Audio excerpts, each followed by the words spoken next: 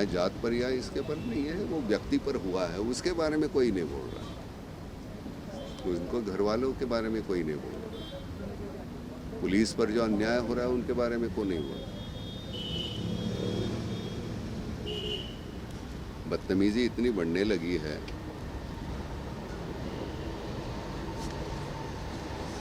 जब तक कड़ी से कड़ी सज़ा नहीं होती तो ये नहीं रुकेगा। डर लगना चाहिए हमारे कानून का, वो होता ही नहीं।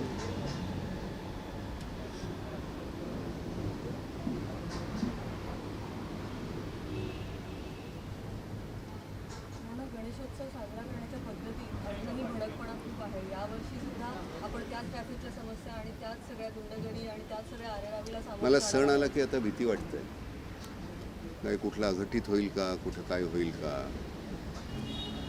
सणाला किती आनंदी छान असावं, म्हणजे आता इतकं वाईट काहीतरी घडलेलं असताना सुद्धा आपण आणूया गणपती, त्यानिमित्तानं सगळे भेटतील, आपण बोलू, सुखदुःख आपले एकमेकांची वाटायची असतात. माहिती नसतं वर्षभरात कोणाच्या घरामध्ये काय झालेलं आहे.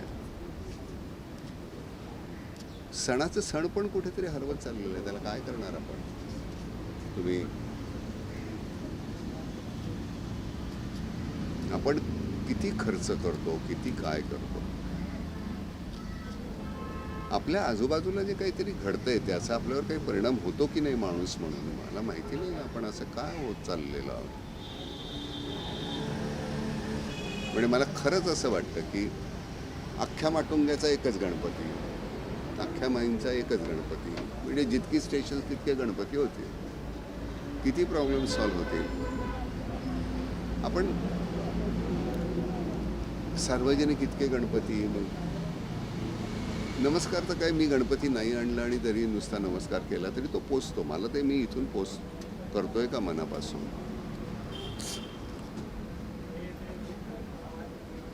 आपण असे देव वाटून घेतलेत सगळे, हा तुमचा हा माझा. तसे आमचे सगळेच इतिहासातले सगळ्यात मोठ्या व्यक्ती आम्ही वाटून घेतल्या. हे तुमचे, हे तुमचे, हे तुमचे, हे माझे, हे ब्राह्मणांचे, हे मराठ्यांचे, हे दलितांचे. असं नसतं रे बाबा. सगळेच आपले. स्मारकं उभारली की संपलं असं नाही आहे. तो विचार आपण पुढे नेला का, हे जास्त महत्त्वाचं आहे.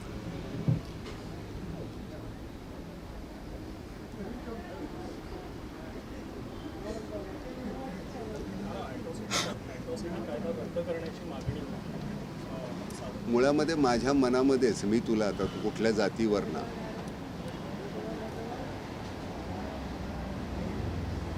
आता कुठल्या ब्राह्मणाला सुद्धा मी, म्हणजे ब्राह्मण नाही हे मी आधीच सांगतो, पहिले मी मानतच नाही, पण ब्राह्मणाला भटुरडा म्हणणं ही सुद्धा चूक आहे. हा सुद्धा ॲट्रॉसिटी कायच नाही का.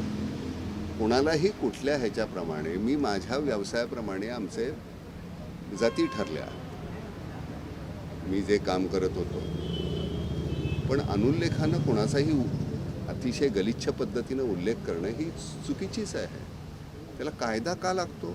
आमच्या माणूस म्हणून मनात का नाही की नाही बाबा मी, तू कोण आहेस, तू अमुक आहेस का, तू इतक्या घाणेरड्या पद्धतीने मी त्याच्याशी का वागावं.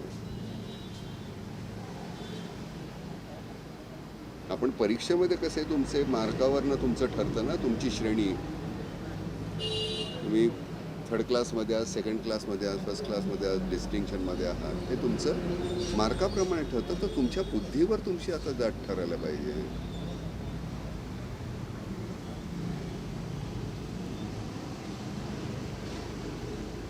आपल्याकडे काय बरं, कायदे करून, कित्येक कायदे असे की ते करून सुद्धा त्याचा काही उपयोगच नाही आहे. त्यामुळे ते कायदा रद्द करणं काय आणि असणं काय, यांनी काय काय होतं आहे.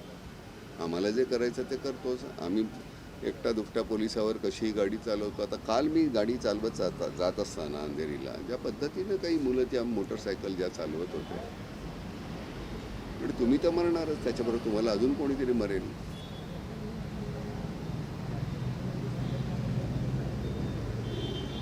सगळीच तरुण पिढी तशी आहे असातला मुद्दा नाही आहे, पण काही अतिशय नाठाळ, फार गलिच्छ वागतात.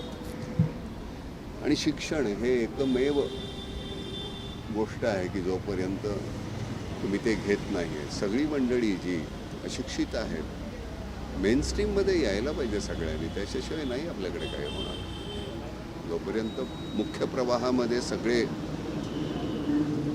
धर्म पंथ जाती येत नाही आहेत, मला कायदा तोच पाहिजे जो तुला आहे, तुला कायदा तोच पाहिजे जो याला आहे. आपल्याकडे सगळे वेगवेगळे कायदे, तुला वेगळा मला वेगळा, काय करायचं.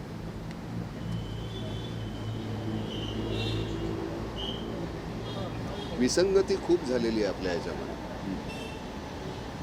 काय नाम फाउंडेशनच्या कामाबद्दल अनेक ठिकाणी नद्यांचं खोलीकरण झालं किंवा संस्कृती तर लोकांचा फीडबॅक कसा आहे कशा पद्धतीने काम नाही केलं, खूपच पाणी नाही खूपच छान झालं. म्हणजे आता काम छान झालं आपण त्याच्यासाठीच करत होतो, ते चांगलंच व्हावं म्हणून. त्यातून जे पाणी तिथे झिरपलेलं आणि त्या आता किती दिवस चालेल, वर्ष चालेल, 1.5 वर्ष चालेल, 2 वर्ष चालेल, विहिरीनं पाणी लागलं. पण तीच उद्दिष्ट आहेत, त्यामुळे ती करत राहायची.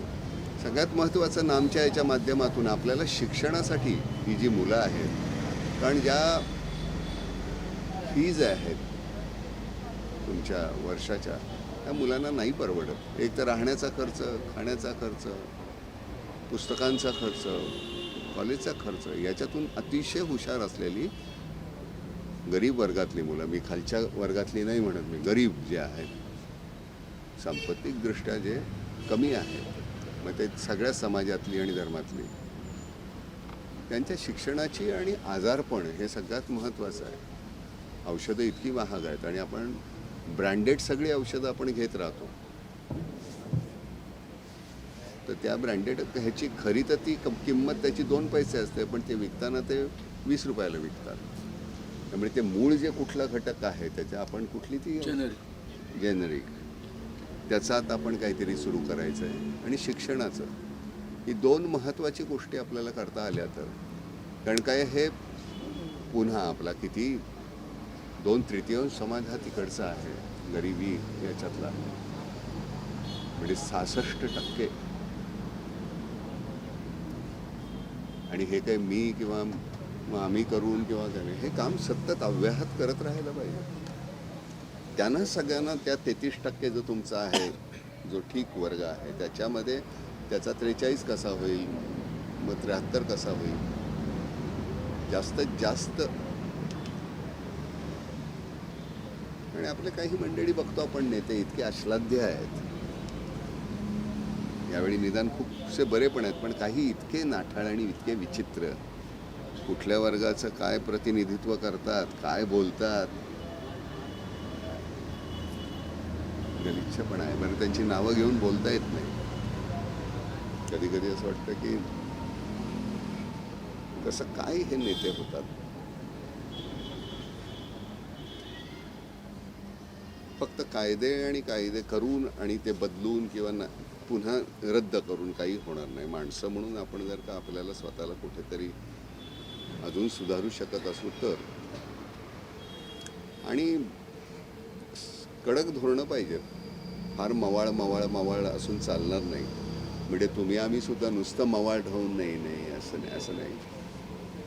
म्हणजे वेळ आली तर मनगट किंवा गचांडी धरण्याची ताकद पाहिजे आपल्यामध्ये. सारखं कोणतरी तो करेल म्हणून त्याची वाट बघायची, तसं नाही. तुम्ही कधी सुरू करणार आहात. नुसतंच आपण पाहिल्यानंतर किंवा नुसतं मोर्चे पखाडायच्या नंतर ते घडत असताना तुम्ही काय करता, त्यावेळी तुम्ही भूमिका काय घेता, ही महत्त्वाची गोष्ट आहे. त्याच्या हातात चाकू होता, त्याच्या हातात गन होती, त्याच्या हातात अमुक होतं, पण तो किती होता. रिव्हॉल्वरमध्ये किती गोळ्या होत्या, 6. तुम्ही किती होतात, 1000. पण तुम्हाला त्या 6 गोळ्यांनी तुम्हाला थांबून ठेवलं आम्ही. म्हणजे हे बोलत असताना तुम्ही म्हणाल की मग तू काय केलंस ना, पण माझ्यासमोर असा खरंच असा कुठला जर प्रकार घडत असेल तर मला नाही पुढे जायला भीती वाटणार किंवा आपलं काय होईल असा मी नाही विचार करणार, आणि तो करूही नाही. तर काहीतरी होईल. कारण हे नवीन आता मुलांची ही किंवा तिथे असलेला कोणीही, म्हणजे मी मला वृद्धामध्ये नाही गणत, कारण मला कधीच म्हातारा होणं नाही आवडणार. एक थोडासा लल येतो, तुम्ही एखाद्या गोष्टी घडत असतात तुमच्या बाजूला, थोडंसं नैराश्य असतं, पण तरीसुद्धा पुन्हा तिथून उठायचं सारखं कोणीतरी करेल, सरकार करेल, शेजारी माझा आहे तो करेल, हा करेल, तो करेल, तो करेल, याची वाट बघत बसतो आपण. आजपर्यंत मी पक्ष कुठला घेतला नाही, कुठल्या राजकारणात गेलो नाही, कुठल्या पक्षाची मिराजदारी घेतली नाही. त्याचं कारण तेवढंच आहे, त्या पक्षाची कन्सिस्टन्सी कशी असेल, सातत्यानं ते किती चांगलं करतात. कदाचित एखादी 2 माणसं चुकीची येतात त्या पक्षामध्ये आणि ते पक्षाची सगळी प्रतिमा ढासळायला ती मदत करतात आणि सगळा पक्ष मग असं वाटतं की अरे बापरे, हे काय घाण झालं. असा सगळा प्रकार आहे आपल्याकडे. एक, तुम्ही सगळ्यांनी इथे कॅमेरे घेऊन इथे बसलेले आहात, तुम्हाला सगळ्यांना एक, नुसतं रिपोर्टिंग करू नका. रिपोर्टिंगनी मला काय चाललंय, घाण चाललंय बाजूला, त्याच्यामध्ये मला इंटरेस्ट नाही. ते घाण संपवण्यासाठी सुद्धा हे कॅमेरे काय करतात हे माझ्या दृष्टीने महत्त्वाचं आहे. तेवढं बघा. दरवर्षी तुम्ही इथे येता, चॅनलवर हे दाखवलं तुम्ही, मग नंतर तो विषय संपला, असं नाही. की कॅमेरा म्हणजे एक मोठी तलवार वाटली पाहिजे, त्याची भीती वाटली पाहिजे. ते कसं तुम्ही करताय? ब्रेकिंग न्यूज नुसती आणि माझ्या ह्याच्यावर पहिल्यांदाच बघताय आणि तुमच्या ह्याच्यावर दुसऱ्यांदा तर शिळी झालेली बातमी, असं नको. कुठेतरी तुमच्यामध्ये तसं कायम आपण पुढच्या वर्गात जात असतो तसं वर्षानुवर्ष जसं ते तुम्ही गेल्याही वर्षी आली, 10 वर्षापूर्वीही आलीस, आज तुझ्या दृष्टिकोनामध्ये फरक झालेला पाहिजे. वार्ताहर नुसतं नाही राहायचं, नुसतं रिपोर्टर नाही, पत्रकार व्हा तुम्ही. तुला आतमध्ये तुमची एक भूमिका असायला पाहिजे. मग त्याच्याबद्दल मग सोसावं लागतं, मग ते सोसण्याची तयारी ठेवायची. जर ते ठेवणार असाल तर मग, नाहीतर काय होतं, कोणीही येतं. पत्रकारिता ही इतकी साधी आणि सबंग नाही आहे. फार महत्त्वाचा विषय आहे हा. तुमच्यामुळे सगळे सजग होत असतात, पण नुसतं डॉक्युमेंटेशन किंवा नुसतंच दाखवणं, त्याच्या पलीकडचा एखादा प्रश्न तुम्ही मला कुठलाही, मला अडचणीत मी येत नाही, मला देता नाही आलं उत्तर तर मी नाही देणार, पण मला असं वाटतं की तुम्ही आतमध्ये तुम्हाला प्रश्न पडले पाहिजे. गणपतीकडे काय मागितलं हा प्रश्न हा इतका विचित्र आहे तुझा, इतका ढोबळ आहे. तसले प्रश्न नाही विचारायचे, काहीतरी वेगळे प्रश्न विचारायला पाहिजे. मीही नोकरी करतो, मी ज्यावेळी नाटका सिनेमात काम करतो, पण ते सतत तुम्हाला मी काहीतरी नवीन देऊ शकतो का, ही माझी जबाबदारी आहे. पैसे मला तेवढेच मिळतील, कदाचित चांगलं केलं तर जास्त मिळतील, नाही केलं तर कमी मिळतील, पण तो ध्यास असायला पाहिजे. त्यामुळे हा पत्रकारिता हा तुमचा जो आहे तो ध्यास व्हायला पाहिजे. नुसतं रिपोर्टिंग, नुसतंच हे करणं हे नाही चालणार. आणि मीही तुमच्याकडनं अपेक्षा ठेवण्यात काही गैर नाही, तुम्ही माझे आहात, तुम्हाला हे तुम्हाला सांगायलाच पाहिजे. नाना तुझं हे चुकलं हे सांगण्याची ताकद पाहिजे. पण मग नाना कुठे चुकतं याच्यासाठी त्याचा मागोवा घेतलाच पाहिजे आपल्याला. पण नाना हा मी उगाच प्रातिनिधिक म्हटलं, पण मग कोणीही, मग तो राजकारणी असेल, खेळाडू असेल, कोणीही असेल, आपल्याला कळतं की आता वर्षानुवर्ष इतके खड्डे पडत आहेत. काय केलं आपण? नुसते खड्डे दाखवणं. कोण जबाबदार आहे त्या खड्ड्यांना? आम्ही सगळे मिळून, सगळे उठून, सगळे जाऊन का नाही त्यांना विचारत? काल निवडून आलेला नगरसेवक वर्षभरामध्ये करोडोपती कसा होतो, हे प्रश्न आम्हाला का नाही पडत? का नाही तुम्ही शोधून काढत? का नाही ते लावून धरत तुम्ही? प्रत्येकाने एक नगरसेवक घेतला वाटायला, तरी सुद्धा तुम्ही किती बातम्या देऊ शकाल? आणि बातम्या म्हणजे त्यातून काहीतरी निघेल, त्यातून काहीतरी कोणी सलमाननी काय केलं, नानांनी काय केलं, आणि ऋतिकनी काय केलं, आणि कतरीना काय करते, ह्याच्यात काय देणं घेणं आहे? पोटार्थी आहेत सगळे. त्याच्यापेक्षा फार महत्त्वाचं काहीतरी आपल्या बाजूला आणि वाईट घडतंय, ते वाईट आपण घालवण्यासाठी